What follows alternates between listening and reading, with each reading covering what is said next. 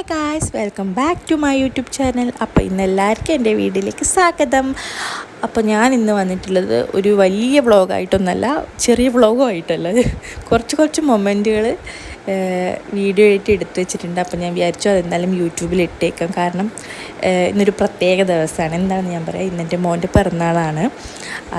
അപ്പോൾ രാവിലെ എഴുന്നേറ്റ് വീഡിയോ എടുക്കണം എന്നൊന്നും വിചാരിച്ചതല്ല, അതുകൊണ്ട് കുറച്ച് ഭാഗങ്ങൾ മാത്രമേ എടുത്തിട്ടുണ്ടായിരുന്നുള്ളൂ. അപ്പം ഞാൻ വെച്ചു അതൊരു വ്ളോഗ് പോലെ ആക്കി യൂട്യൂബിൽ ഇട്ടേക്കാണ്. കാരണം നമുക്ക് എപ്പോഴും ഒരു മെമ്മറി ഉണ്ടാകുന്നത് നല്ലതല്ലേ.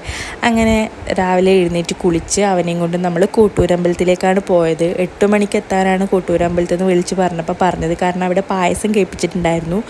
നമ്മൾ എന്തുകൊണ്ടോ എല്ലായിടത്തും വൈകി പോകുന്നതുകൊണ്ട് അവിടെയും വൈകിട്ടാണ് എത്തിയത്.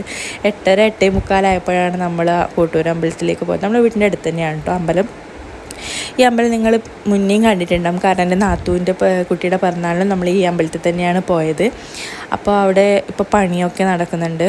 അമ്പലം എന്തോ പുതുക്കി പണിയോ അങ്ങനെ എന്തോ ചെയ്യുന്നുണ്ട് അവിടെ. അപ്പോൾ അവിടെ എത്തി നമ്മൾ തൊഴാൻ വേണ്ടി ഉള്ളിൽ കയറിയപ്പോഴേക്കും നട അടച്ചിട്ടുണ്ടായിരുന്നു. അപ്പോൾ നമ്മൾ ജസ്റ്റ് ഒന്ന് തൊഴുതു.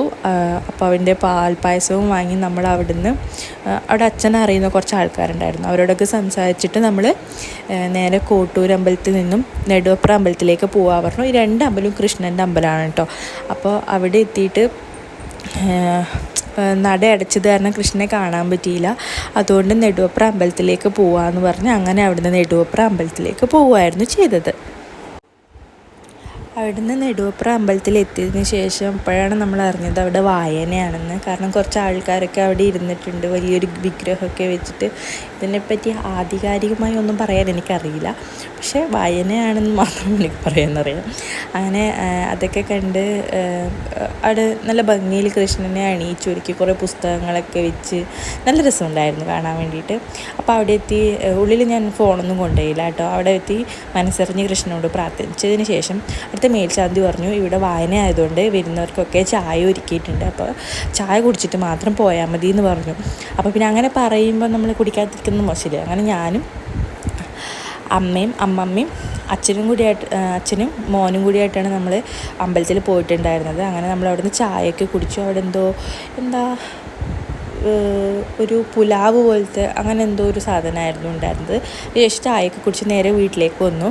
വീട്ടിലേക്ക് വരുന്ന വീഡിയോ ഒന്നും ഞാൻ എടുക്കാൻ സത്യം പറഞ്ഞാൽ മറന്നുപോയി. അതിനുശേഷം വീട്ടിൽ വന്ന് അപ്പോഴത്തേക്കും കുറേ ആൾക്കാരൊക്കെ വന്നു. വലിയ പരിപാടിയായിട്ടൊന്നും ഉണ്ടായിരുന്നില്ല, ചെറിയ രീതിയിൽ മാത്രമാണ് പിറന്നാൾ കഴിച്ചിട്ടുണ്ടായിരുന്നത്. കാരണം ഇവൻ്റെ അച്ഛൻ നാട്ടിലില്ലാത്തത് കൊണ്ട് അങ്ങനെ വലിയ രീതിയിലൊന്നും കഴിച്ചിട്ടുണ്ടായിരുന്നില്ല.